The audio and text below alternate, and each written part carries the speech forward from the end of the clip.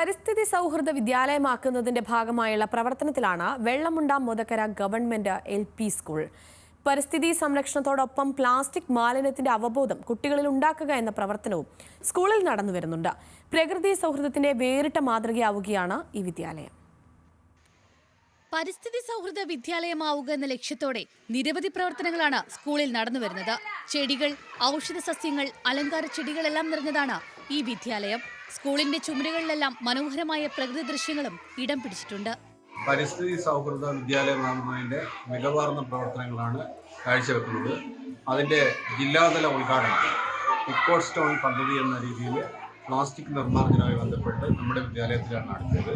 അതിൻ്റെ രണ്ടാം ഘട്ടം ഇന്നിവിടെ പേനകൾ, പഴയ പേനകളൊക്കെ നിക്ഷേപിക്കുന്ന പെൻബൂത്ത് ഇന്നിവിടെ സ്ഥാപിച്ചിരിക്കുകയാണ്.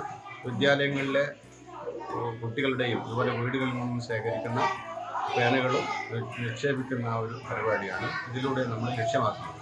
ഏറ്റവും കൂടുതൽ പ്ലാസ്റ്റിക് നിർമ്മാർജ്ജനവുമായി ബന്ധപ്പെട്ട നിരവധി പ്രവർത്തനങ്ങൾ ഇനിയും തുടരാനുള്ള ശ്രമത്തിലാണ് അധ്യാപകരും കുട്ടികളും.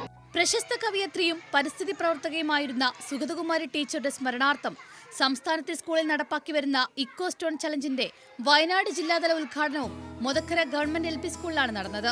പ്ലാസ്റ്റിക് കുപ്പികളിൽ പ്ലാസ്റ്റിക് കവറുകൾ നിറച്ച് മരത്തിനു ചുറ്റും ഇരിപ്പിടം നിർമ്മിക്കുന്ന പ്രവർത്തനത്തിലാണ് ഇപ്പോൾ വിദ്യാർത്ഥികൾ. പഴയ പേനകൾ നിക്ഷേപിക്കാനുള്ള പെൻബൂത്തും സ്കൂളിൽ സ്ഥാപിച്ചിട്ടുണ്ട്. പ്രധാനാധ്യാപകൻ M Manikandan, PTA president MP Prakashan തുടങ്ങിയവരുടെ നേതൃത്വത്തിൽ അധ്യാപകരും PTA കമ്മിറ്റിയുമാണ് പരിസ്ഥിതി സൗഹൃദ പ്രവർത്തനങ്ങൾക്ക് നേതൃത്വം നൽകുന്നത്. ന്യൂസ് മലയാളം, വയനാട്.